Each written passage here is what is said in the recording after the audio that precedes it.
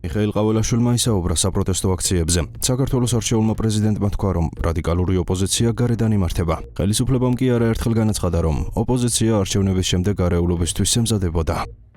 როგორ შეიძლება ჯანსაღად მოაზროვნე ადამიანს მოწონდეს ნაცემი ადამიანი, ხო? ალახული ადამიანი. ან იმ პროცესები, რაც მთელი საქართველო ადევნებდა თვალს, და დაზარალებული პოლიციელი და ასე ვთქვათ, მოლოტოვის კოქტეილების სოლის შემდეგ, ცეცხლს წაკიდებული და შემდეგ და მეორე მხარეს ეს ჩვენი ახალგაზრდები, ხომ, ესეთ მდგომარეობაში. ამიტომ ეს ორმაგი სტანდარტი არ შეიძლება იყოს, ხომ? ერთი მიმართულებით საუბრობდეთ, რომ დაზარალდა ახალგაზრდა, ნაცემია და შემდეგ და არ საუბრობდეთ ჩვენს პოლიციელებზე, რომელიც ჩვენ სახელმწიფოს იცავს, ხომ?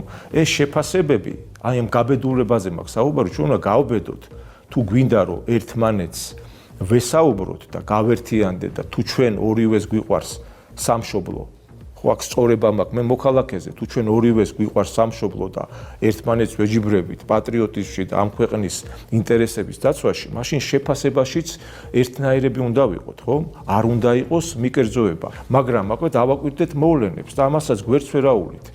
არსებული აქციები რამ გამოიწვია?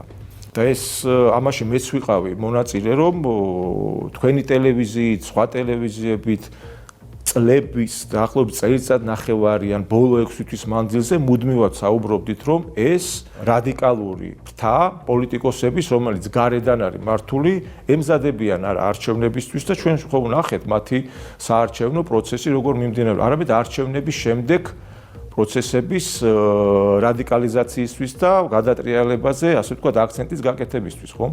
ეს ხო ფაქტი არის, ჩვენ რასაც საუბრობდით, ეს განხორციელდა სამწუხაროდ, ჩვენ და სამწუხაროდ. რა თქმა უნდა, ესეც გათვლილი თემა იყო, რომ ამ შეხლა-შემოხლას უნდა მოყოლოდა გაბრაზება საზოგადოების და ის ნაწილი, რომელიც ბუნებრივად იღებს, რომ არ მოწონს ნაცემი ახალგაზრდა და გაბრაზებული გამოდის გარეთ, რა თქმა უნდა, მე სოლიდარული ვარ მის მიმართ, მაგრამ ასევე მინდა სოლიდარული იყოს იგივე ადამიანი იმ პოლიციელის მიმართ და კითხვა იბადება, არის თუ არა ჩვენი პოლიცია მოძალადე, ხომ? და აქ მარტივად არის შესაძაფებელი და მე მივცემ ჩემ თავს უფლებას, რომ უფრო მკაფიო ვიყო და პირიქით მადლობა გადაუხადო რა პირობებში უწევს ჩვენს ძალოვან სტრუქტურებს პროცესების მართვა, ხომ? ვერ დამისახელებს ვერც ერთი ადამიანი, რომ სადაც მშვიდობიანი აქცია იყო, პოლიციამ ის ძალით დაშალა ან რამე ძალადობის აქტს ჰქონდა ადგილი პოლიციის მხრიდან.